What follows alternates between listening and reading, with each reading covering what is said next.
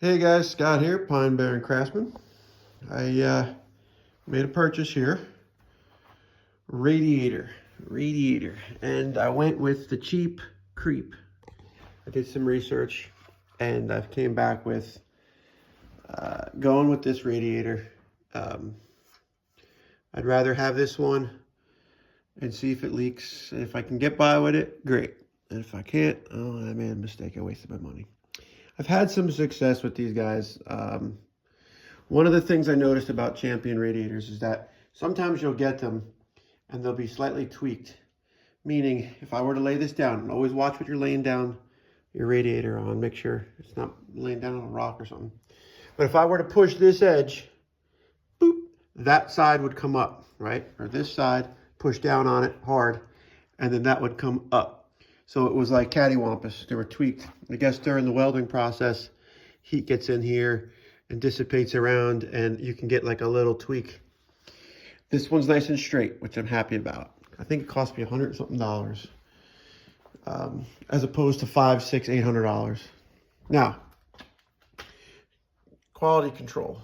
Okay, this was a big gouge. This was covered in plastic, self-adhering like vinyl paper. I peeled it all off, and underneath there was a huge gouge here.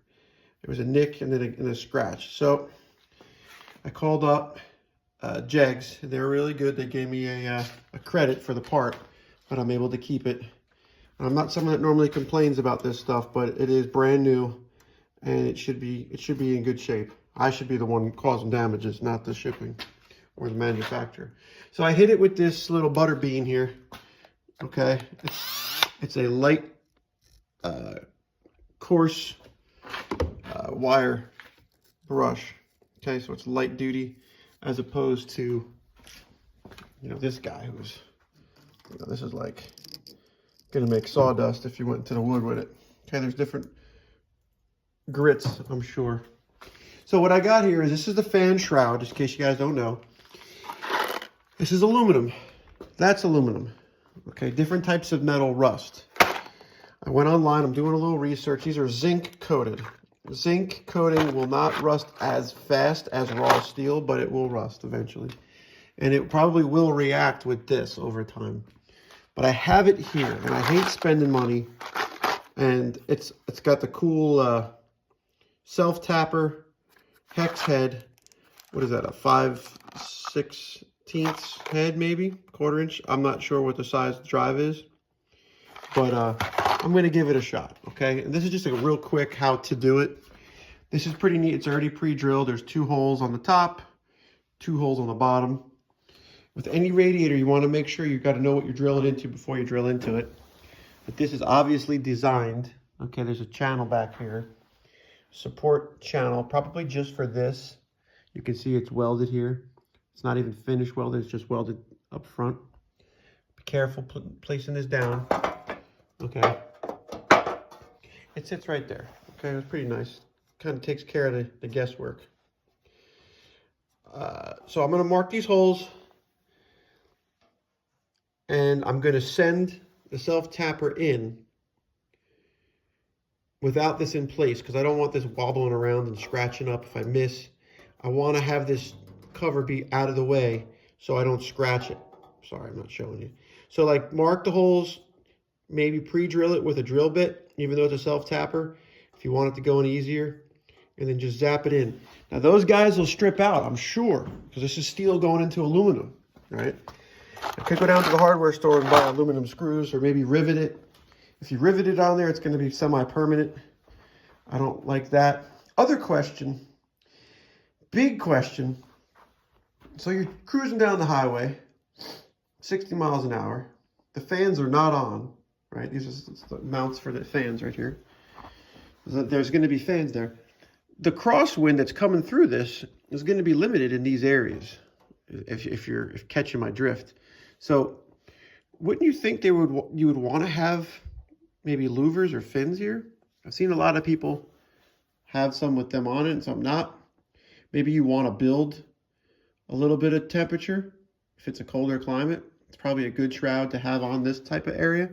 But I've had ones where the fans were just mounted directly to the radiator, and I've had ones with a shroud. I think I'm going to run this shroud and see how it goes. And if not, maybe down the road, if I see it's not breathing good, you know, you could maybe make some holes here or whatever. You let me know the science behind it if you guys know anything better than me. This was the area damage. Probably can hit that with some polish to try to get some of that haze out of it. Probably will. But that's what I'm going to do. I got self-tappers. Now, is this sitting down nice? What's holding me up?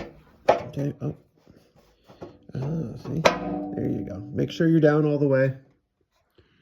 Okay. See right there, you can tell there's a little bit inconsistency with the radiator. See how it's tight here and it's fat here? That's something to do with either the way this shroud is bent or the way that this radiator is welded together. And that might come back later to haunt us. Who knows? It just depends on how it was built. Something's a little racked, but it's okay. It's just a low dollar deal. Just making sure that flange bent down isn't rubbing on those tubes to make a leak. See? You gotta inspect all this stuff here. I'll pop this up real quick. We'll see. So if I pop this back up, and it went down hard on there. So the depth of this edge is in question because we don't want it to be hard pressed against this. I might put a washer here to cheat up the shroud because we don't want that or trim this down, okay? Because that's where you'll get your leaks in and along those tubes. This is where your coolant's going through, and these fins are what's cooling everything. Pretty happy about the fins in the radiator. None of them are dented or chinked up. So normally they come with like a little booger or a little kink in them. All right, so let me know what you guys think. And I'll talk to you in a little bit when I'm done here. Thanks for watching.